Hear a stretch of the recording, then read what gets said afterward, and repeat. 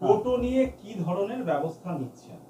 ছোট করেই বলুন। হ্যাঁ, অ্যাকচুয়ালি টোটো প্রচুর যুবক, বেকার যুবক তারা টোটো চালিয়ে তাদের সংসার প্রতিপালন করেন এবং বাংলায় কয়েক লক্ষ এরকম টোটো চলে বিভিন্ন রাস্তায়। কিন্তু যেহেতু টোটোতে পারমিট দেওয়ার অধিকার আমাদের নেই, রুট পারমিট দেওয়ার, তাই টোটো অনিয়ন্ত্রিতভাবে একটা সংখ্যা এতটাই বেড়ে গেছে, কোথাও কোথাও যানজটের তৈরি করেছে।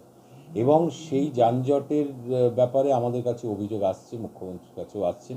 তিনি মুখ্যমন্ত্রী নির্দেশ দিয়েছেন যে টোটোকে রেজিস্ট্রেশনের আওতার মধ্যে নিয়ে আসা, নিয়ে এসে একটা শৃঙ্খলায় টোটোকে বাঁধা, যাতে যানজট তৈরি না হয়। সেই উদ্যোগটা আমরা শুরু করেছি। তবে একজন টোটো চালকেরও জীবিকা হারাবে না, সবাইকেই আমরা রাখবো, রেখে একটা শৃঙ্খলা, একটা ডিসিপ্লিন আনার জন্য পরিবহন দপ্তর এই প্রক্রিয়াটা পুলিশ প্রশাসনকে নিয়ে শুরু করেছে।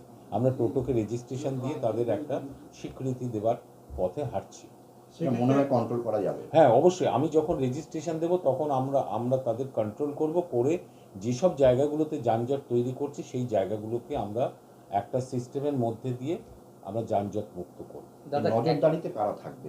না, এই তো ট্রাফিক পুলিশ, আমার পরিবহন যে গাড়িগুলো চলাচল করে রাস্তা জুড়ে তাদের কন্ট্রোল করে ট্রাফিক পুলিশ। এটা ট্রাফিক পুলিশ আছে, পুলিশ প্রশাসন আছে, তারা এগুলো কন্ট্রোল করবে। তারপর মিউনিসিপ্যালিটির হেল্প নেওয়া হবে, পঞ্চায়েত সমিতির হেল্প নেওয়া হবে, সবাই মিলেই একটা সিস্টেম। কলকাতায় কত সুন্দরভাবে অটোগুলো আছে, সেগুলোকে মেনটেন করা হয়, আমরা সেই পদ্ধতিতেই আমরা মেনটেন করতে পারবো। কিছু ক্ষেত্রে দেখা যাচ্ছে যে একই মালিকের অনেক টোটো নিয়ে তিনি বাজারে ভাড়া খাটাতে, এটা হওয়া উচিত নয়। খুব একেবারে গরিব মানুষরা টোটো চালায়, সেইখানে যার টোটো সেই মালিক হওয়া উচিত।